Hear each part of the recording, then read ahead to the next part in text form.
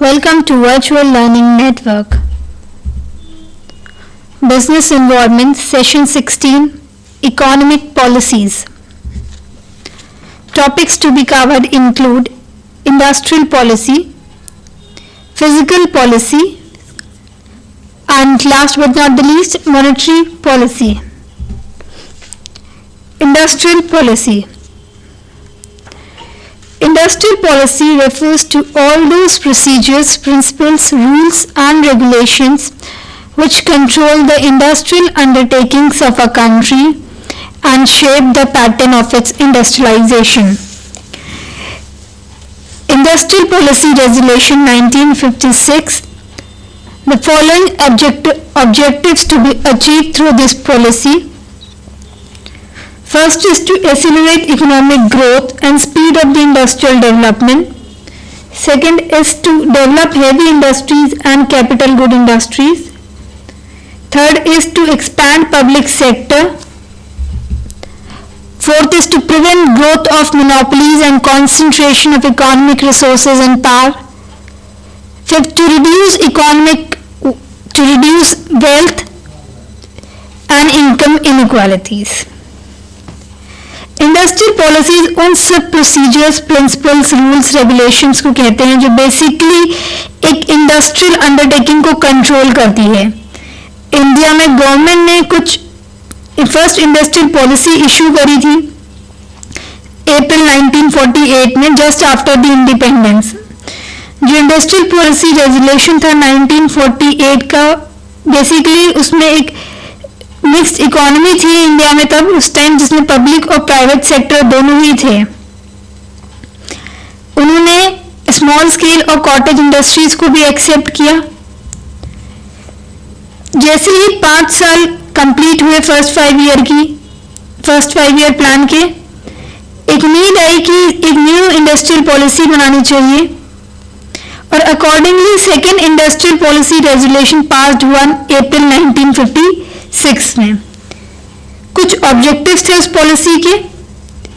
Industrial policy resolution 1956 का यही objective था कि जो इकोनॉमिक ग्रोथ है उसको और बढ़ाया जाए, हैवी इंडस्ट्रीज और कैपिटल गुड इंडस्ट्रीज को डेवलप किया जाए, पब्लिक सेक्टर को एक्सपेंड किया जाए और जो मोनोपोलीज हैं उनको हटाया जाए,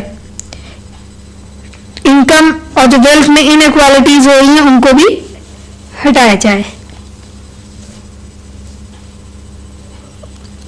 साइलेंट फीचर्स. इंडस्ट्रियल पॉलिसी 1956 के कुछ फीचर्स हैं. पहला है division of industrial sector. Industrial policy resolution 1956 ने इंडस्ट्रियल सेक्टर को 2 पार्ट में डिवाइड किया, 3 कैटेगरीज में डिवाइड किया. पहला, इंडस्ट्रीज जो एक्सक्लूसिवली डेवलप होंगी स्टेट के द्वारा. दूसरा, मिक्स सेक्टर जिसमें पब्लिक सेक्टर और प्राइवेट सेक्टर दोनों इंडस्ट्रियल यूनिट्स आएंगी. और तीसरी, वो इंडस्ट्रीज जो प्राइवेट सेक्टर्स के लिए सिर्फ ओपन है. जो इंडस्ट्रीज सिर्फ स्टेट के लिए ओपन थी उसमें 4 ब्रॉड इंडस्ट्रीज थी, जैसे arms and ammunition, atomic energy industry, railway industry और एयर ट्रांसपोर्ट, जिसमें गवर्नमेंट की मोनोपोली थी. नेक्स्ट इज मिक्स सेक्टर, जिसमें दोनों पब्लिक और प्राइवेट सेक्टर थे. उसमें मिनरल्स, रोड ट्रांसपोर्ट, सी ट्रांसपोर्ट, मशीन टूल्स, ये सब इंडस्ट्रीज आई थी. थर्ड था इंडस्ट्रीज जो प्राइवेट सेक्टर के लिए ओपन की गई. Next is coexistence and mutual cooperation of public and private sector. 1956 में इंडस्ट्रियल पॉलिसी रेजोल्यूशन में पब्लिक और प्राइवेट सेक्टर म्यूचुअली एक्सक्लूसिव नहीं थे, ना ही वो एक दूसरे के इंडिपेंडेंट थे. सिर्फ arms, ammunition, atomic energy, railway और एयर ट्रांसपोर्ट, यही सिर्फ गवर्नमेंट सेक्टर के लिए थी. बाकी ऑलमोस्ट हर इंडस्ट्रीज दोनों सेक्टर के लिए ओपन थी. Next point we have is government reputation and control of private sector. 1956 में इंडस्ट्रियल पॉलिसी रेजोल्यूशन जो बना, उसने प्राइवेट सेक्टर को अलाउ नहीं किए कि वो कुछ गोल्स को बनाए जो कि स्टेट को बेसिकली स्टेट के लिए कंट्रोवर्शियल हो सकते थे. रिडक्शन इन रीजनल डिस्पैरिटीज, एक ऑब्जेक्टिव था रीजनल डिस्पैरिटीज को कम करना. Recognising the importance of small scale and cottage industries, small scale और कॉटेज इंडस्ट्रीज को प्रमोट करना. इंडस्ट्रियल पीस, इंडस्ट्रीज में पीस लेकर आना, इंडस्ट्रियलाइजेशन में पीस लेकर आना. वर्कर का पार्टिसिपेशन होना मैनेजमेंट में. एक्सप्लॉयटेशन जो वर्कर्स का हुआ था इंडस्ट्रियल एम्प्लॉयर से, उसको कम करना. टेक्निकल एंड मैनेजरियल पर्सनल और टेक्निकल और मैनेजरियल एम्प्लॉयज को रखना. New industrial policy in 1991.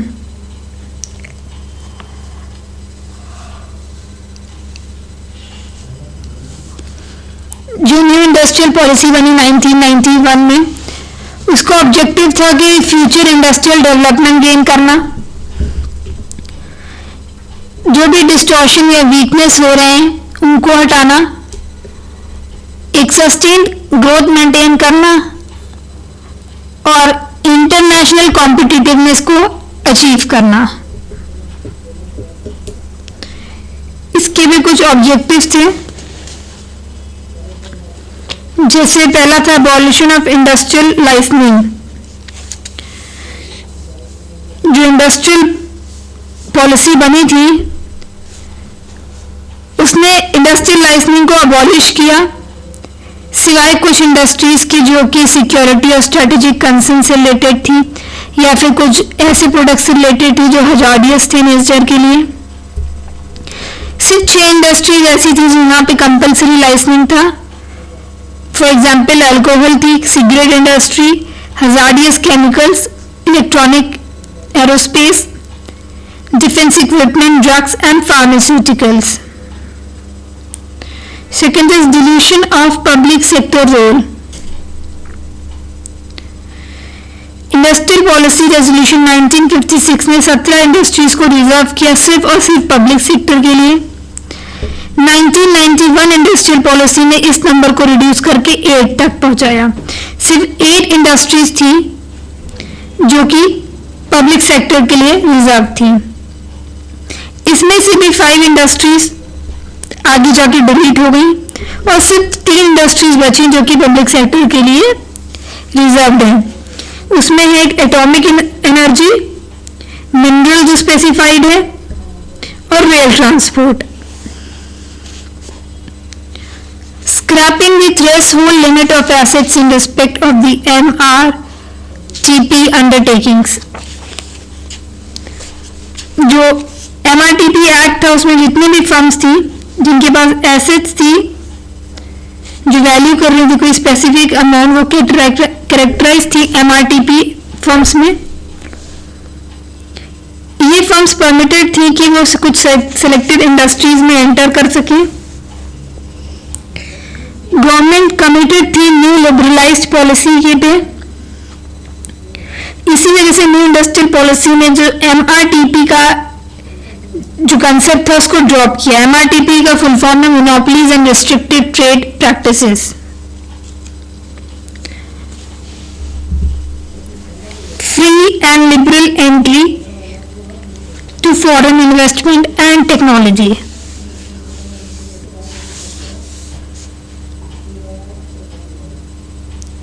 कुछ फ्री और लिबरल पॉलिसी बनाई गई फॉरेन इन्वेस्टमेंट के लिए ताकि नई टेक्नोलॉजीज, नए प्रोडक्ट हो सके. और फॉरेन डायरेक्ट इन्वेस्टमेंट परमिटेड था 51% ऑफ फॉरेन इक्विटी तक.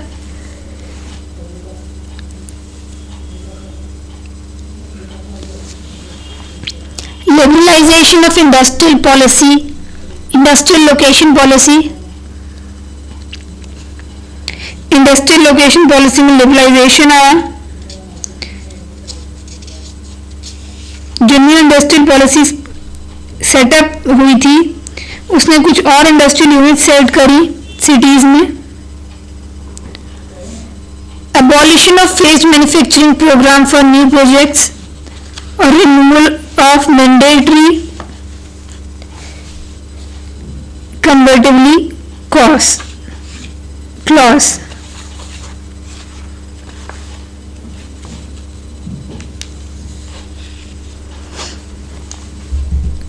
Fiscal policy.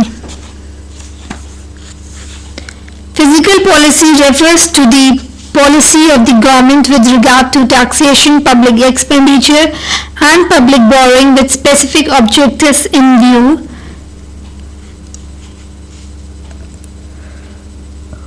While the developed countries attempt to achieve economic stability through fiscal policy, the goal of developing countries is to achieve economic growth with social justice. Physical policy basically उस policy को कहते हैं जो government ने बनाई है taxation के regarding, public expenditure के रिगार्डिंग और पब्लिक बोरोइंग के रिगार्डिंग। जो डेवलप कंट्रीज थी उन्होंने इकोनॉमिक स्टेबिलिटी अचीव करी फिजिकल पॉलिसी के थ्रू, और जिससे जो डेवलपिंग कंट्रीज का जो एम था इकोनॉमिक ग्रोथ को अचीव करने का वो उन्होंने अचीव किया, वो भी सोशल जस्टिस के साथ। Objectives of physical policy. The physical policy has a multi-dimensional role. In particular, it aims at improving the performance of the economy, ensuring social justice to the people, improving growth performance. Physical policy basically एक multi dimension policy थी, multi dimension role था इसका, जिसका जो M था वो यही था कि इकोनॉमी की परफॉर्मेंस को इम्प्रूव किया जाए और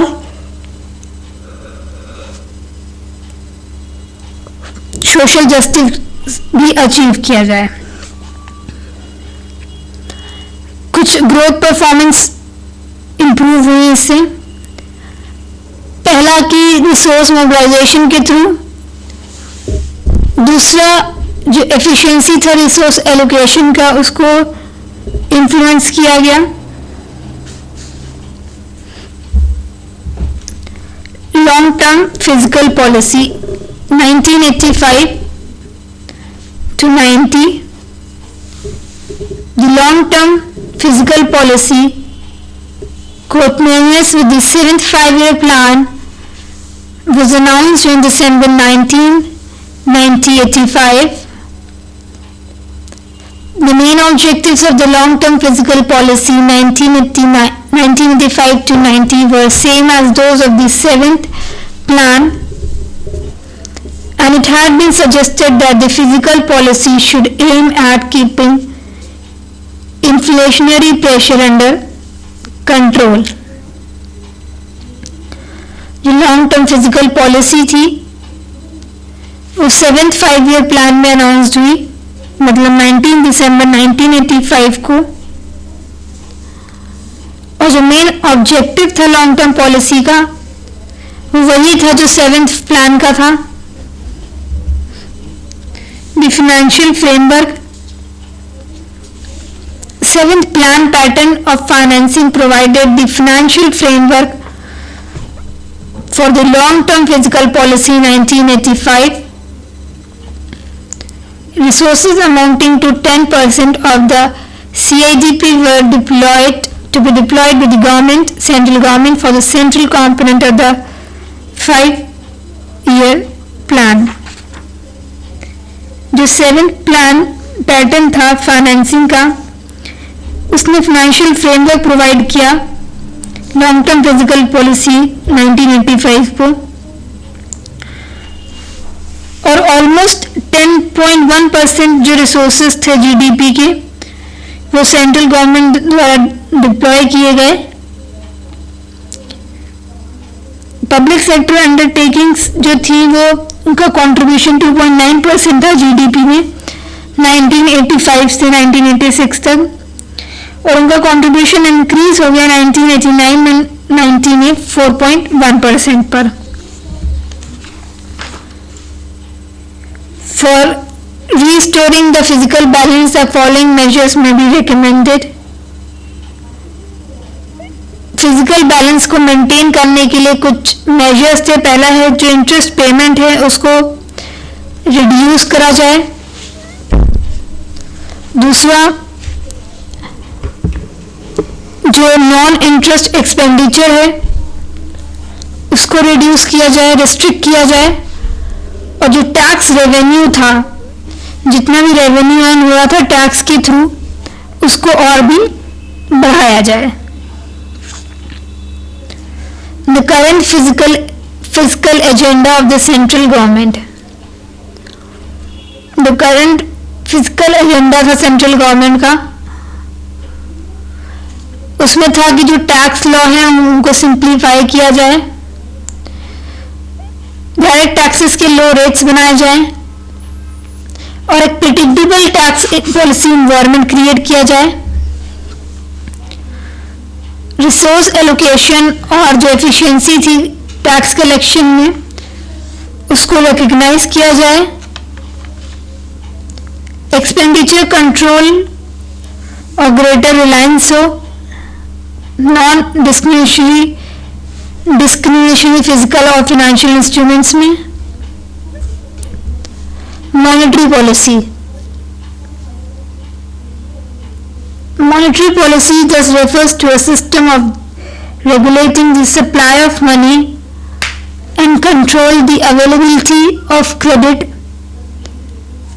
and central bank of the country through the use of deliberate and discriminatory action for achieving the objectives of general economic policy. There are some points of commonality in the two policies. The same author, that is the central bank and the administrators, both type of policies. The instruments of controlling both money supply and supply of credit at the aggregate level are the same. The same forces determine the supply of money and the supply of credit.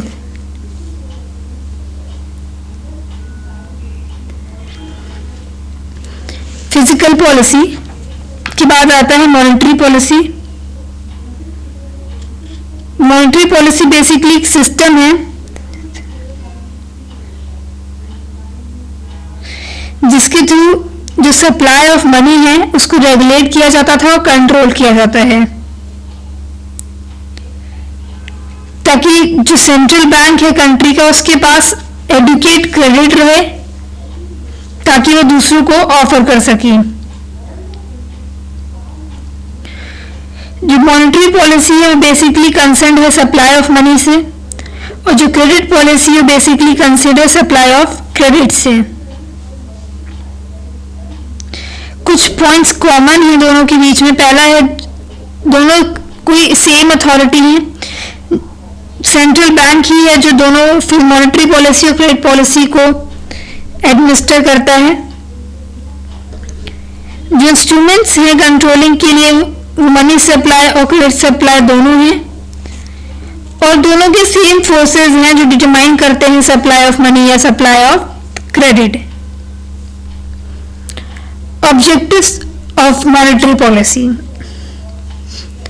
Price stability, healthy balance in balance of payment, full employment and maximum output, high rate of economic growth.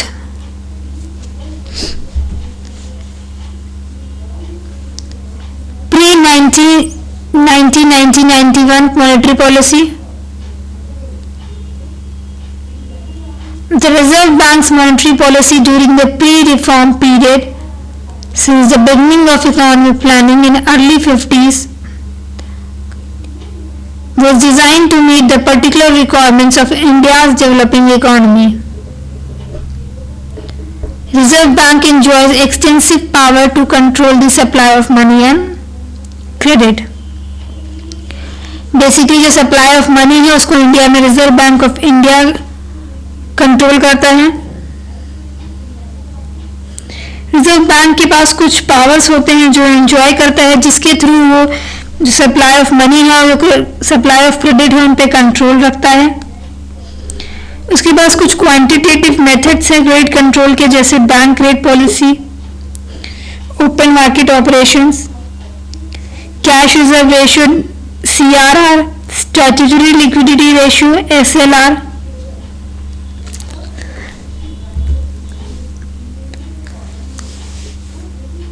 RBI's anti-inflationary policy. The era of economic planning in this country ushered in the early 50s, when in the wake of commodity boom generated by the Korean War, inflationary pressures has built up. जो strategy of growth जो adopt हुई थी second plan में, उसके through कुछ inflationary pressures हुए और reserve bank of India को पावर दी गई कि वो कैश रिजर्व रेशियो को मेंटेन करे.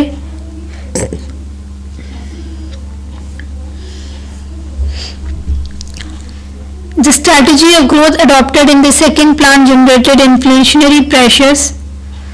Hence, the Reserve Bank of India was given to vary a cash reserve ratio of the commercial banks in 1956. Post 1991 monetary policy. In India, the monetary policy framework significantly changed in the 1990s under the influence of monetarist approach and the retreat of the state and the monetary policy. 1990 में एक post monetary policy आई जो almost change थी. For greater clarity, we shall now appraise the monetary policy of the Reserve Bank of India since 1990s under the following three heads.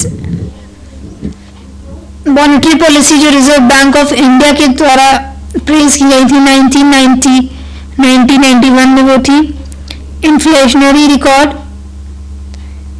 Price stability था, वो central issue है किसी भी new liberal reforms का जो initiate हुआ था 1990 में. और इन्फ्लेशन कभी इंडिया टारगेट नहीं था, पर इन्फ्लेशन अब जाके बहुत ज्यादा शो होता है इंडिया में. Analytics of bank credit, interest rate pass through, ये भी दो ऐसे पॉइंट्स हैं जो मॉनेटरी पॉलिसी के द्वारा पेश हुए थे. मॉनेटरी पॉलिसी जो इंडिया में है वो ऐसे फंक्शन है जो कि बेस्ट टाइम्स में इकोनॉमी की प्री कंडीशंस को फुलफिल करती है. Now we have certain questions. Do it yourself. First is, what are the various methods used by Reserve Bank of India to control the supply of money and credit? Second is, distinguish between revenue deficit and fiscal deficit. That's all for this session. Thank you.